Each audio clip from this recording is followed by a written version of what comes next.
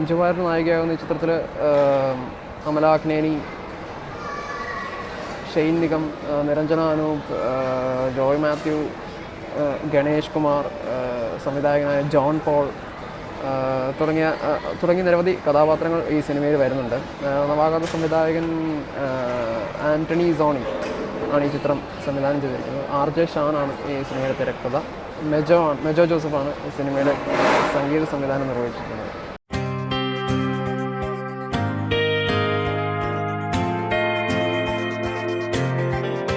മഞ്ജു വാര്യരുടെ രണ്ടാം വരവിൽ അവർ ചെയ്ത സിനിമകളെല്ലാം തന്നെ സ്ത്രീ കേന്ദ്രീകൃതമായിരുന്നു എന്ന് വേണമെങ്കിൽ പറയാം.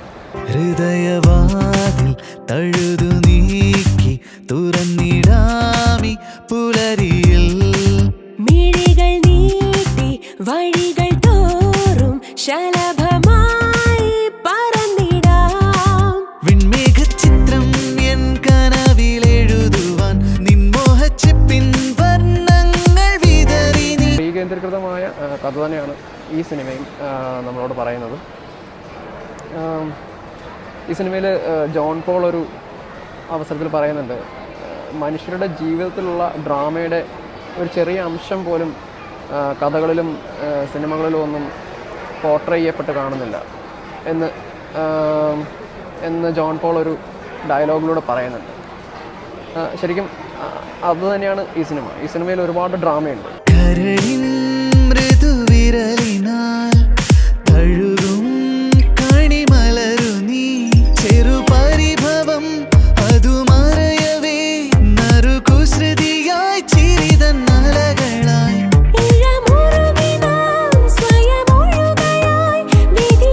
സിനിമ തുടങ്ങുന്നത് കുടുംബത്തിലാണെങ്കിലും അവസാനിക്കുന്നത് കോടതിയിലാണ്. ഈ സിനിമയിൽ മഞ്ജു വാര്യർ അവതരിപ്പിക്കുന്ന കഥാപാത്രം സൈറ ബാനു ഒരു പോസ്റ്റ് വുമണാണ്. അവരുടെ ചില പ്രത്യേക ജീവിത സാഹചര്യങ്ങൾ കൊണ്ട്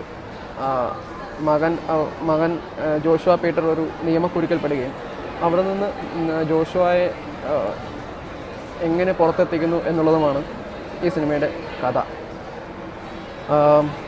കണ്ടിരുന്നാൽ ഒരിക്കലും മുഷിപ്പ് തോന്നത്തില്ലാത്ത ഒരു തരത്തിലുള്ള മേക്കിംഗ് ആണ് ഈ സിനിമയിൽ ഇവർ അണിയറ പ്രവർത്തകർ സ്വീകരിച്ചിരിക്കുന്നത്. അഭിനയത്തെക്കുറിച്ച് പറയുകയാണെങ്കിൽ കിസ്മത്തിൽ നമ്മൾ കണ്ടിട്ടുള്ളതാണ് ഷെയ്ൻ നിഗത്തിൻ്റെ അഭിനയ പ്രകടനം.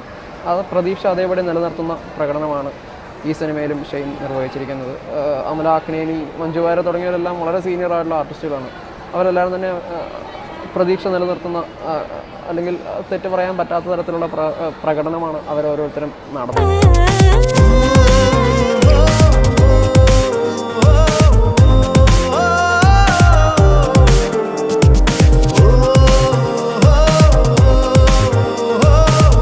കണ്ടിരുന്നാൽ ഒരിക്കലും മുഷിപ്പ് തോന്നത്തില്ലാത്ത ഒരു തരത്തിലുള്ള മേക്കിംഗ് ആണ് ഈ സിനിമയിൽ ഇവർ അണിയറ പ്രവർത്തകർ സ്വീകരിച്ചിരിക്കുന്നത്.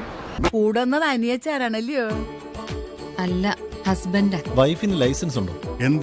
ഷെയ്ൻ നിഗം അവതരിപ്പിക്കുന്ന ജോഷുവ പീറ്റർ, മഞ്ജു വാര്യർ അവതരിപ്പിക്കുന്ന സൈറ ബാനു, അമല അക്നേനി അവതരിപ്പിക്കുന്ന ആനി ജോൺ തറവാടി, ഈ 3 കഥാപാത്രങ്ങളാണ് സിനിമ പ്രധാനമായും ശ്രദ്ധ കേന്ദ്രീകരിക്കുന്നത്.